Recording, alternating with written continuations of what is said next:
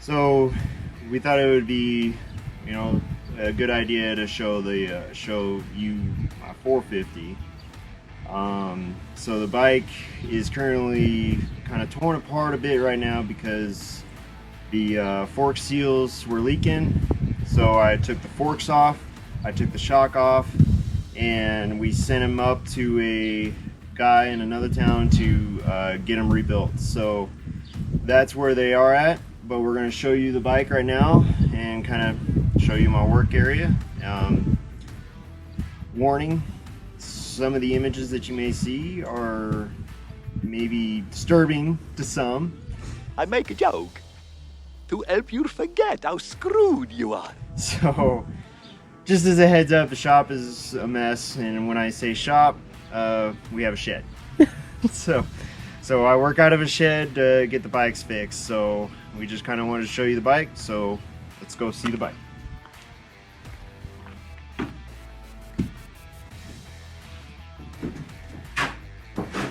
So the bike is a 2005 YZ450F, and the F is 4-stroke, if you didn't know. But I bought this bike how long ago? What was it? December time, I thought. So 7 months ago, 8 months ago. So we'll just say 8 months. So I bought this bike 8 months ago, and I got it for really cheap because the engine was locked up. So I bought the bike, I brought it home, and I started tearing it apart to see exactly what had happened. Well, damage was a little worse than I thought. The piston had actually turned sideways inside the cylinder, so it had completely locked it up. It took me a while to get it all apart, but we got it apart. I ordered a wrench rabbit kit from motorsport.com, and wrench rabbit kit is like it's an engine rebuild kit. It comes with a lot of the seals, gaskets, bearings, pretty much everything you need to tear it apart. And there was special tools I had to order for it, so that is something to consider too. So if it's something that you are getting into, you got to get into engine tear down or anything like that, there are special tools needed for that. So with that being said, I'll kind of explain where we're at on it right now. So I got the shock off, and it's off being repaired.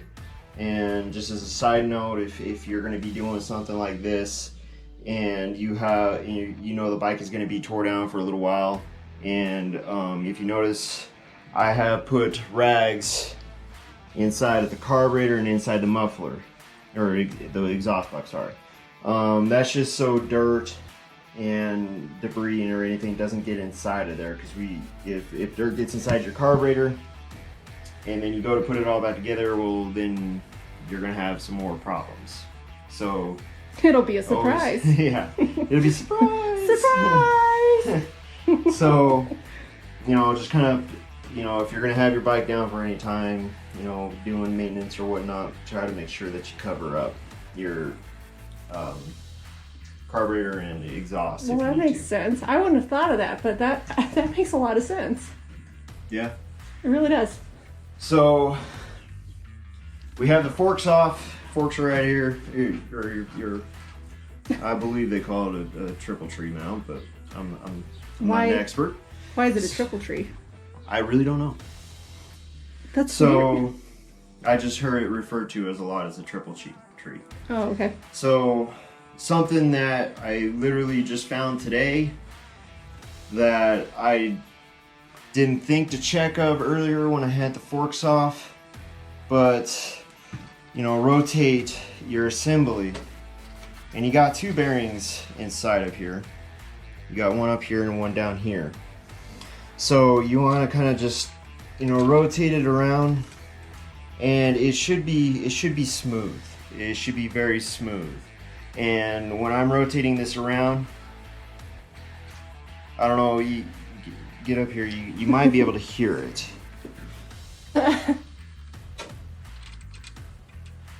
But the bearings, it kind of sounds they like are not smooth. You can feel it kind of it's stiff, and you can feel spots in it where it's kind of tough to turn. It should be just, you should be able just to push it with your finger, you know, all the way around. I mean, yeah, I could still push it with my finger, but it's not very smooth. So is it like, something I'm gonna have to do is I'm gonna have to pull this all apart and check those bearings, and if anything, re-grease them. And when we go back together with it, when I get the forks and everything back, we'll be making another video, so we'll figure out together how to get this apart. Let's just say that. So is this part of why your forks ended up messing up and breaking the seal? No, I don't believe that. It's just, I don't think the forks were rebuilt recently, so it's the seals, they just dry out over time. Dirt, dust, mud, they kind of, as your forks are collapsing and retracting from jumps and this and that, it kind of pits out the seals. So seals, they're just going to wear out in time. So it's just a good idea, you know, check with whoever you have, you know, whatever manufacturer you have. I'm sure they have recommendations of when to go through the forks and get them revalved or resealed, or, you know, so forth. So preventative maintenance. Yeah, it's just preventative maintenance so that you don't run across problems when you're out in the middle of a trail in the middle of BFE. Well, we've had the bike for what, seven months? 7 But months. how old is the bike itself? The bike, it's a 2005. So that's pretty old. So, Because this was something that you what, just, oh, you can't even see it. Yeah, you 15 can. years old. Because that's So you right there. when I rebuilt the engine, I got an hour meter. So I highly recommend an hour meter because it helps with, you know, doing your oil changes and this and that. I mean, if I wouldn't have put an hour meter on this, I would have thought that I would have had twice as many hours on it that I do, because it feels like it. So that right there, it keeps it honest. So since I've rebuilt the engine, I have gone 23.7 hours. And that also, it keeps track of hours, but it also tracks the RPMs, right? Yeah, you can, when the bike is running, you can you can see what your RPMs are. There's a little button on there that changes it over, so you can see what your RPMs were, because after my rebuild, the idle was very high. So I found, you know, I don't remember the exact numbers right now, but I had to get the idle turned way down. So, and that helped me get the idle turned way down. So project bike means you learn a lot of lessons, and we're still learning with this. Yep, it was a very big project. I knew it was going to be a project when I bought the bike, but you know, something like this, I mean, it's kind of interesting. It's kind of fun for me because, you know, being a mechanic, rebuilding things and fixing things is what I do. So I just wanted to, it's a challenge for myself that I wanted to see how well I can do it, basically. It was just a project bike, and once we get it all back together, get some more riding on it, I do want to trade up to a newer style bike, something with fuel injection, because I learned I am not good with carburetors. I have had so many every issues with single bike we carburetors. have has had issues with the carburetor. Except Aiden's, because we bought that one brand new, but Yeah. So, but like, as we were talking about with not being in the mindset, we could not afford this.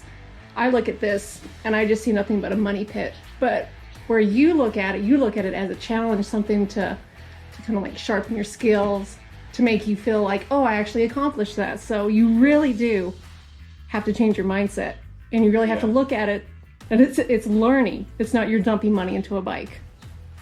yeah, and I mean, is the money worth what the bike is? Probably not.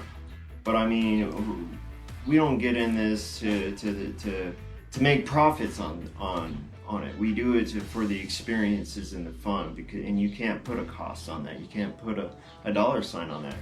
you know, there's a lot of joy that, you know, this bike alone has already brought me for the 23 hours that I put on it. It's brought a lot of joy, and it's brought a lot of frustration. Yeah, it's brought a lot of frustration. But more joy.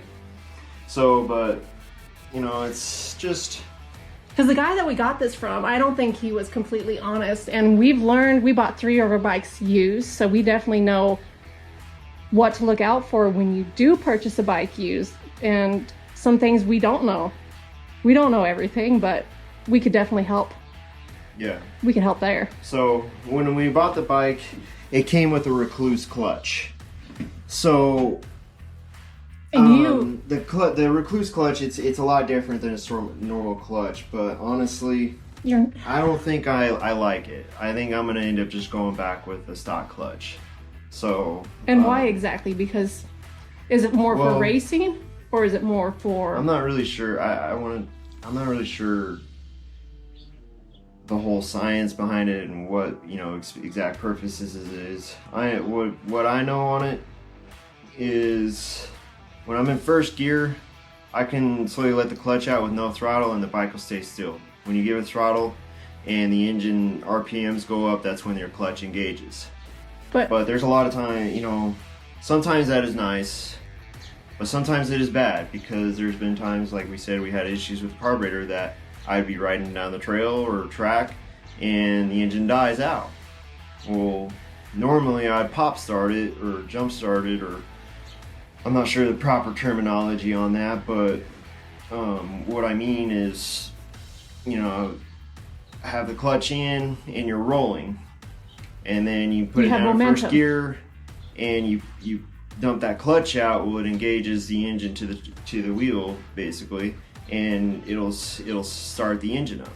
Well, with this Recluse clutch, it doesn't do that. So I have to come to a stop and then you know, kick start it a million times and then get it going again. With it being a 450, that's not an easy feat. Yeah, that's why you could cut diamonds with your thighs. And I mean, I've tried starting this bike so many times, I have literally cut a hole in the bottom of my boot. Which those boots are pretty new too. Yeah. They're less than 6 months old.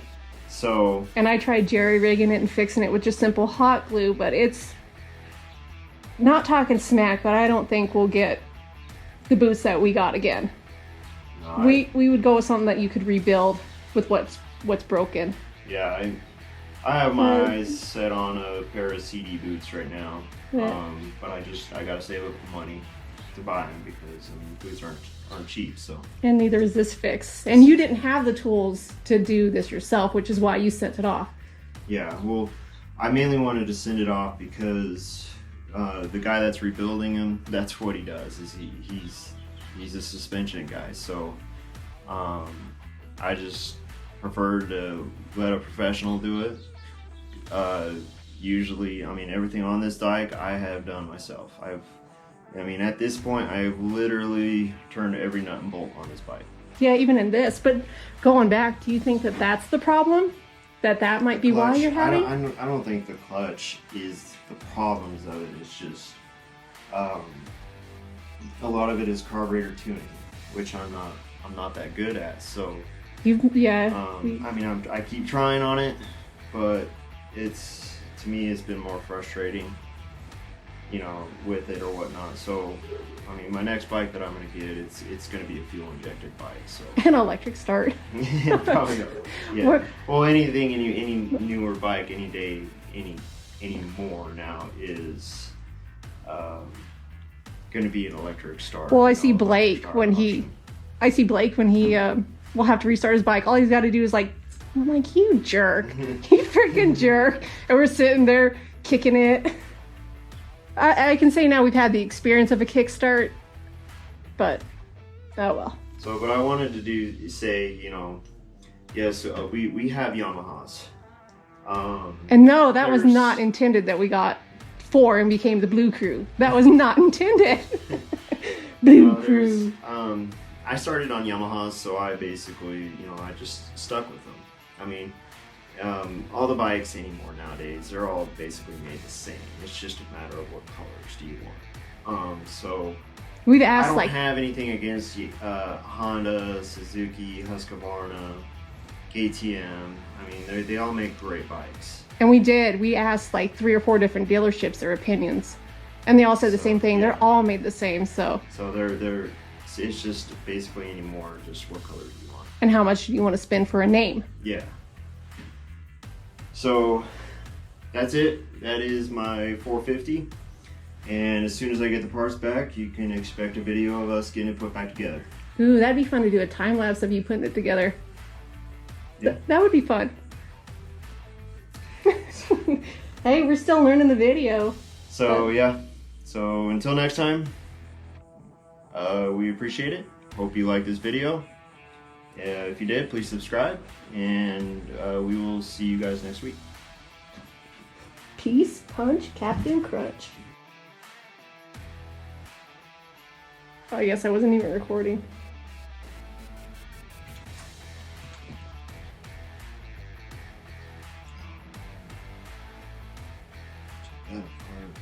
Why? Here. Turn that and feel how it's real rough. It should be Smooth? real smooth. Is that because you're missing part of it? No, there's bearings inside of here, and they probably need to be greased. Is it just because it's been sitting open like this and exposed to air? No, all that's enclosed right now. Oh. So it should move smooth and fluently. Are you going to need special tools for that, or is it just... I don't know. I think the only special tool I need is take this spanner wrench off. Oh, this one up here at the top? Are you recording it right now? Yeah, I might have... Oh, because I That was gonna... just shut off. Language. Over.